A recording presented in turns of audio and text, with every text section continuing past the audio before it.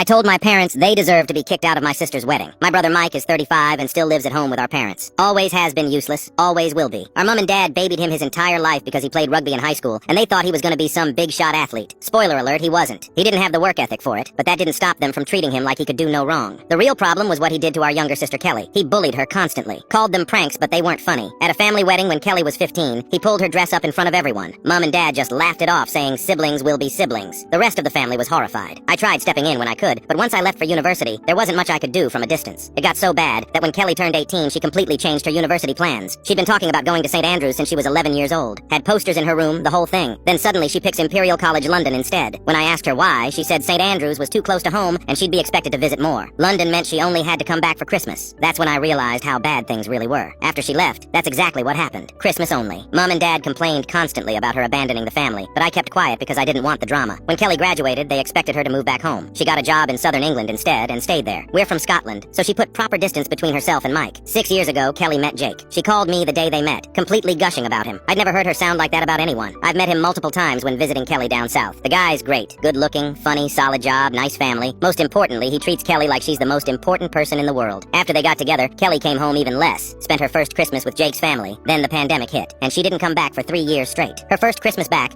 Mike immediately started his usual garbage. He was trying to be the center of attention, but most of the family wanted to meet Jake instead. Mike didn't like that, so he grabbed this massive bowl of water and was about to dump it on Kelly's head. Jake saw what was happening and stepped right in front of her. Told Mike not to even think about it. Jake's 6'3" and has done martial arts since he was 4, so when he wants to be intimidating, he is. Mom and dad tried saying it was just a harmless prank. Jake shut that down immediately. Mike started whining about it being just a joke, and Jake told him if he pranked Kelly one more time, he'd prank Mike by putting his foot up his backside and his fist down his throat. Kelly and Jake left about an hour later. Mom, dad, and Mike have hated Jake ever since. Kelly hasn't been home since that Christmas. Now Kelly and Jake are getting married. They sent out invitations in February for a wedding in August. Mike didn't get one. Mom and dad absolutely lost it. They had this huge argument with Kelly over the phone. Threatened not to come to the wedding at all. Kelly just said no problem. She'd ask our granddad to walk her down the aisle instead. Last Saturday, I went to visit Mom and Dad with my kids. The second I walked in, Mom started complaining about Kelly and the wedding. How dare Kelly not invite Mike? How could she be so cruel to her own brother? On and on and on. I sat there listening to it for maybe 20 minutes before I couldn't take it anymore. I asked her what exactly did she expect to happen. Her and Dad let Mike be the golden child his entire life. Let him get away with everything. Now he's 35. Can't keep a relationship because he expects everyone to do everything for him. Can't hold down a job because every job is beneath him. And he's still living in their house with zero prospects. The man is a bully. I don't even trust him around my own children unsupervised. He bullied Kelly throughout her entire teenage years. Her only escape was moving over 400 miles away and never coming home. I told them they deserve to be kicked out of that wedding just as much as Mike does. They enabled every single thing he did. They let him torment Kelly for years and did nothing. Dad started yelling at me to get out of his house. Mom was crying saying I was being cruel and that Mike just had a rough personality but he meant well. I grabbed my kids and left. Haven't spoken to them since.